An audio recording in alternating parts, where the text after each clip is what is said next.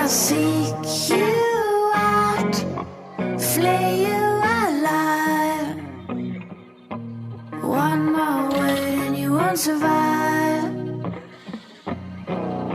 And I'm not scared of your stolen power. See right through you anyhow.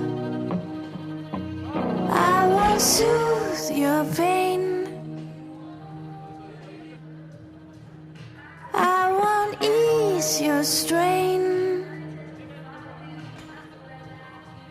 You'll be waiting in vain. I got nothing for you to gain.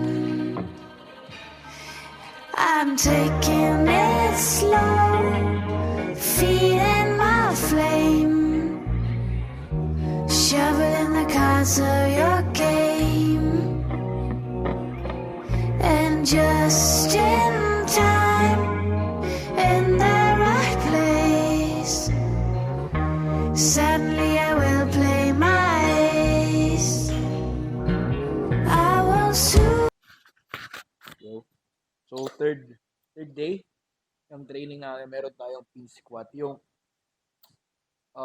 pin squat natin is nag-progress na. So, ibababa na natin ulit ngayon. So, yung nakaraan parang 4 rows above nung ngayon. So, may improvement. So, tingnan natin kung yung pain level is bumaba na kahit binaba natin yung pin sa rack. So, let's see. Pero same load lang eh. Same load and volume lang. 5 reps of 3 sets ng 142. So, magkaka-iron plates na lang ako. So, 3 plates na, tigatlo. So, 5 reps, 3 sets. Then after nun, wala akong bench ngayon. Yan. Puro accessories lang ng back. Tapos leg curls. So, let's see kung may improvement ba. By the way, itong suot ko ngayon is unreleased to. So, sa mga mapanood nito, abangan nyo to, men. Possible siya ma-release ng May siguro. Kasi ang April release is iba eh. Abangan nyo yung April release. April release, unahan ko na kayo sa mga nakapanood nito. Yung suot ko kahapon, yung isang araw sa deadlift, yun. So, may 3 colorways na bago ng RP oversize shirt. Same lang lahat, as in, like, from material sizing, etc. Pero, iba lang yung colorways siya. Sobrang solid ng colorways nun, men. Maangas siya. Then, ito, possible to ma-release ng, May siguro, malamang. May 3 colorways din ito. Makikita nyo na lang ako suot-suot ko to. So, training shirt. So, itong shirt na to, yung material niya is iba dun sa comp shirt. So, alam ko ito, 100% cotton to, pero premium siya. Yung, alam ko nasa, kung 210 GSM, kung may alam kayo sa GSM, ibig sabihin nun yung kapal ng tela. Hindi siya sobrang kapal, hindi din siya sobrang nipis, nandun siya sa gitna. Pero, yung stretchiness niya compared sa comp shirt, which is alam niyo naman, may pagka-spandex type yung comp shirt natin eh. Kumbaga, para siyang stretchy talaga siya. So, kaya goods talaga siya for comp shirt, for competition kasi nga, kumbaga syempre, competition dapat chill yung suot mo eh, hindi ka dapat mairita. Ito naman, hindi ka naman talaga, Pwede mo rin 'to gamiting competition t-shirt, pero ginawa ko lang, iniba ko lang yung tela muna para usually ito hindi siya yung ano eh, kumbaga hindi siya talaga siya stretchy pero may pag-stretchiness konting-konti lang siya. Yung typical na 100% cotton na pero mas makapal ng onte na comfy naman siya. So sizing same lang yung sizing ko dito eh. Ang gusto dito kasi 'di ba, kung napapansin mo yung com shirt medyo may mahaba yung length niya. Ito medyo maikli pero hindi naman sobrang ikli. Pero yun nga, makita mo naman yung fit pag sinuot ko. I'm 83 kg wearing medium dito.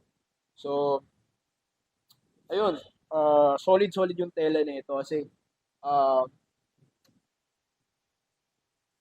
yung nag-recommend sa akin ng tela na to is may tropa ko na parang uh, nag-attest na sobrang I mean, hindi to yung katulad ng iba na cotton na, alam mo yun, pag like 1 year, 2 years nagbe-bacon, etc. Ito, solid yung quality niya, as in premium yung quality niya kasi nag-attest siya sa akin, like, sabi niya yung shirt daw niya, gantong tela is tumagal ng more than 1 to 2 years na plakadong-plakado pa yung tela niya. Pero ayun, training shirt would be, ito, marirelease to sa April. Okay? So abang na lang kayo ng release ng RPE shirt. Maganda para siyang alam mo yung SBD, I mean doon na tayo sa reality na ang idea nito is yung alam mo yung SBD na like malaki yung logo. Doon ko kinuha yung idea nito. Pero ayun, actually halos para sa akin halos ano no, magkalapit yung ano yung SBD na tela dito, dun siya magkalapit. Kasi yung SBD na tela to sa comp shirt, yun malayo yun eh. Mas comfy. Para sa akin mas comfy yung comp shirt ng RPE. Pero ito halos same siya ng tela ng SBD. Okay, so exclusive lang to dito sa vlog. Hindi pa to ilalabas sa IG pero kung mapapanood nyo to, abangan nyo na lang by April. May 3 colorways to. Inaayos pa namin yung pag-blend ng colors para plakadong-plakado. So, yun, abangan nyo. Uh, then, ayun, ilalatag ko na yung release from, I mean, until the end of the year. Yun, marami salamat sa mga sumusuporta sa RPE t-shirt, sa RPE page, sa RPG Gym. Punta lang kayo dito. And, good news pala, siguro possible like mid-April, pag pumunta kayo sa RPEG, magkakaroon dito ng parang aayusin ko yung parang pop-up shop ng RPE shirt. So, kung gusto nyong like mag-shopping ng RPE shirt, meron dito sa RPE Gym. So, aayusin pa natin yun. Pero ngayon, as of the moment, wala pa siya kasi aayusin pa yung kasi ang mangyayari kasi office, ito banda, yung labas na ito, magkakaroon siya ng office / small pop-up shop / podcast area. So, maliit lang naman siya para lang siyang may room for, sa room lang siya.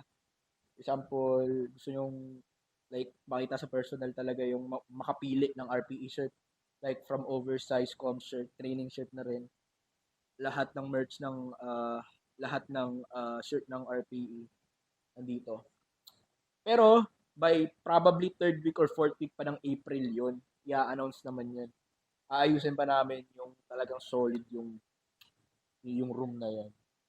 So, doon na rin gaganapin yung mga podcast. Itong couch kasi na to, temporary lang to na nandito. Kasi syempre di naman pwede ilagay sa labas, mauulanan, di ba? Kaya mangyayari dito, to give you an overview, yung bubong ng RPE Gym, i-extend para yung sa labas is magkakaroon siya ng something room. Tapos yung mga accessories ilalabas. Sa labas na yung mga accessories, ayusin namin yun din. Dito sa mismong loob ng RPE, puro powerlifting specific equipments lang. So hopefully madagdagan pa yung combo racks kasi kung maaalis to, magkakaroon ng space for combo rack dito. Pag maaalis yung yung tag dito, yung accessory area, magkakaroon ulit ng space for another combo rack. So possible in the future magkakaroon tayo ng at least 4 combo racks, 2 cages, and I'm planning to have dadagdag tayo ng deadlift platform kasi may mga space dito na pwedeng ma-maximize kasi nagkakaroon ng dilema kapag madaming nagte-training dito is uh, nag-aabangan sa platform or nagsasabayan sa platform. So para ma-maximize na rin yung time sa training para hindi na maghintayan, dadagdag pa rin tayo ng platform. I-maximize lang natin itong space kahit maliit yung RPE gym talaga. Hindi naman talaga siya kalakihan. I-maximize lang natin siguro yung space. So parang yun yung future ko na nakikita. So then yung kulay siguro ng pader i-repaint etc. Then yung lighting aayusin. Pero future na yun, hopefully like mid 2024 or end of 2024 maayos, ma-renovate etc. Yun. Uh, Yun lang. So overview in the future, 4 combo racks. Sa future pa yun. Kasi as of the moment, meron tayong 2 combo racks, 2 cages, 2 platform, then accessories. In the future, possible na magkaroon ng 4 combo racks, 4 platforms, deadly platform, and 2 cages, then etc. And then accessories na rin. Then yun yung plano natin dito sa RPG gym. Yun lang. Sa mga gustong pumunta dito, men, huwag kayong magulat na like, Bulacan, layo. Hindi siya talaga Bulacan, men. Promise. Kaya nga pag nagtatanong, mini-message ko agad sa kanila yung pin, yung Google Map pin. Kasi pag tinignan mo talaga sa Google Map, men, hindi talaga siya Bulacan, North Caloocan siya. Boundary lang talaga siya, as in. Like, pag 1 step away, Caloocan, North Caloocan, 1 step away, San Jose del Monte, Bulacan. So, hindi siya talaga yung like loob-looban, dulong-dulong. Hindi, men. Malapit siya, siguro 20 minutes away siya from SM Fairview. O, alam niyo naman yun, kung alam niyo yung SM Fairview, parang ganun. Yun, kaya lang naman nagiging traffic dito as the moment kasi may ginagawang tulay dun bandang Bagong Silang sa North Caloocan. So, may hassle talaga papunta dito pag may mga specific time frame, pero pag like patay na oras naman pag pumunta kayo dito, smooth lang yung biyahe. Highly recommended siguro as of the moment pag gusto niyo pumunta dito kung kaya niyo mag-angkas na lang kayo. Or kasi yun, yung best way talaga yun, mag-aangkas talaga kayo. Kasi sa bungad lang naman kasi talaga siya ng subdivision. So, accessible naman siya technically. Pero yun nga, again, hindi talaga to Bulacan talaga, North Caloocan. Kasi marami na to turn off kasi, ay, Bulacan, layo. Hindi nyo pa nga tinitingnan sa Gmap, di ba? Pag ginano sa mapa, alam mo yun, malayo siya pero hindi siya like sobrang layo ng Bulacan talaga. Yun lang naman, men. Kasi marami talagang nagsabi sa akin, like, ay, akala ko talaga Bulacan yung pumunta sa Lidl. Ay, hindi naman pala gano'ng kalayo. Parang gano'n. Pero yun nga, men. Oh, by the way, may promo kami sa mga lalaro this Luzon, alam mo, Luzon Classic. Meron tayong promo na kung sino man nag-register na sa Luzon Classic, meet from 1,500, which is yung regular price ng monthly ng RPE, gagawin namin 1,200 pesos only. Ito lang yung mga magko-compete this Luzon. Okay, sa mga hindi nagko-compete, regular pa rin, 1,500. Pero para sa akin, men, hindi ko naman like, parang, alam mo yun,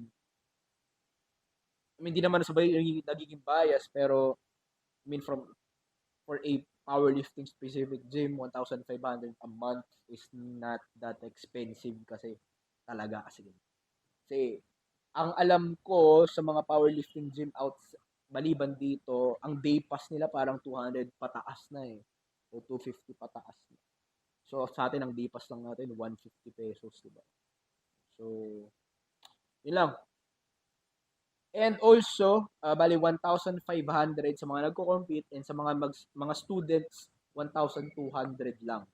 Okay? Wala tayong promo sa day pass. So same lang 150 day pass. So yun na, squat lang tayo. Medyo quick session lang to, men. So konti lang yung accessories ko. I will try to make this as i-maximize ko lang yung time ko kasi naramdaman ko na ano ko na alam mo may pagkakataon na parang na take nyo for granted yung oras, like sobrang tagal yung magpahinga, etc. So siguro as much as possible less than 1.5 to 2 hours yung session natin. So Ngayon is 7:36, 7:38, parang nasa ganun. Yun, nag-warm naman na ako. I'll try this. Hindi ko naman mamadaliin, pero i-maximize ko lang yung time. Siguro kaya kong tapusin to ng 8:30.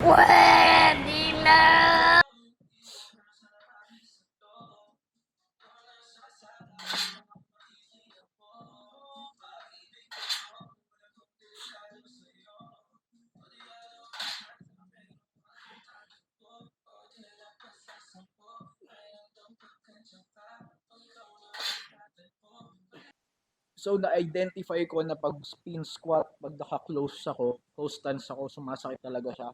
Kaya yung nag 2 reps lang ako, then masakit na, tapos hindi na, parang off na yung bar path, and basta off lahat. So, ginawa ko, naalala ko kasi last week, yung nag-wide stance ako, walang sumakit. So, tinry ko ulit mag-wide, so wala din sumakit.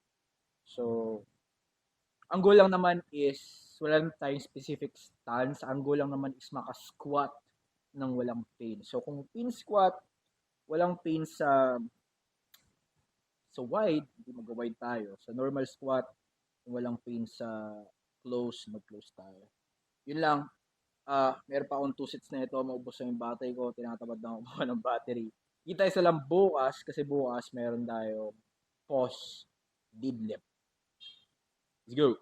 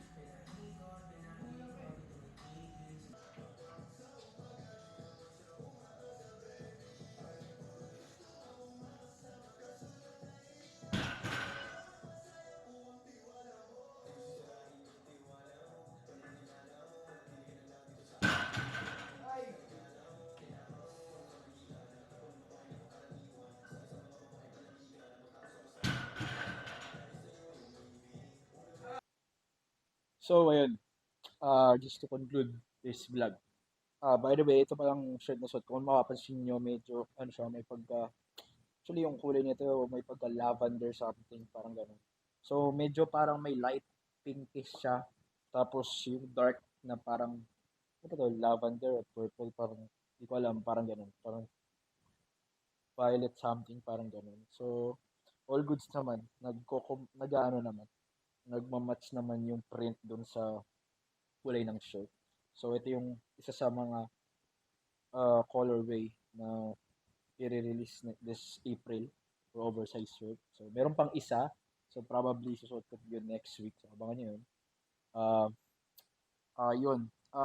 Just to conclude it, yun nga, meron deadlift ko, post deadlift. So, hindi ako, masabi ko parang, ano ba, hindi ako natutuwa sa deadlift ko talaga. I don't know. Di ko alam talaga. Uh, Off na off yung positioning ko kanina. Although, hinahanap ko min eh. Wide back. Ewan ko, naguguluhan talaga ako. I don't know why. Pero yun nga, medyo, di ba nung una, hindi sumasakit yung injury ko. Hindi naman siya sumasakit technically. Nararamdaman ko lang siya na hindi 100% yung abductor. Pero nagawa naman natin, yung second 2 sets, nagawa ko yon ng maayos. Then yung last set, nag-retake pa ako noon. Nag-singles ako. Nung una nga, hindi ko umaangat kasi nag-sore yung quads ko. So, nagpahinga ako. Nag-bench muna ako. Nagawa naman natin yung 3x3 na 90 kg na fit up. Then, nung pagkatas ko mag-bench, tinry ko last set. So, umayos naman siya. Kaso nga lang, hindi ako masaya dun sa post ko. Hindi talaga, hindi matagal yung post ko. So, hindi ko, ano, to make sense, kumbaga, hindi ako makatagal dun sa post point. Kasi nga, yung adductor ko at saka quads ko nangangalay or something. Uh, yun. I don't know. Fuck. Sana naman di ano, madama yung deadlift ko. Pero I don't know. Pero it is what it is. Ganun talaga. Pero yun nga, let's work on it na lang next week. Hopefully makarecover tayo ng maayos. Then mahanap natin yung sweet spot natin ng ng stance ng deadlift. I don't know parang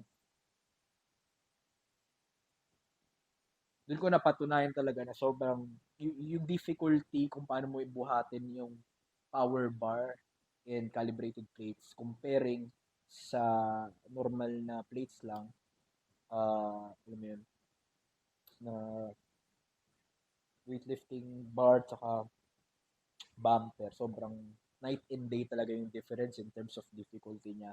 Sabi ko kasi 180 lang to sobrang mahirapan ako nag 230 ako last time parang wala lang sa akin. So sabihin na natin pareha sila ng weight pag tinimbang mo sila.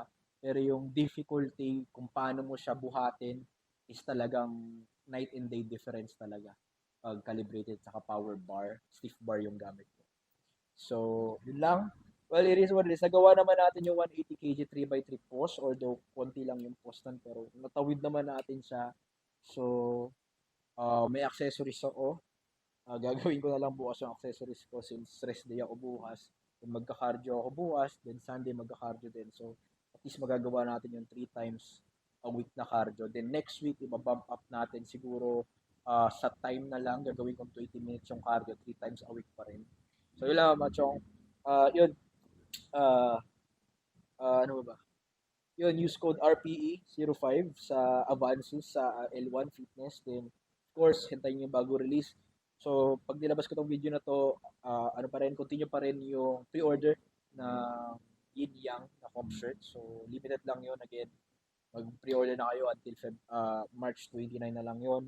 Then, abangan yung mga susunod na release ng RPE shirt. Yun lang, men. Kita kayo sa susunod vlog. Peace!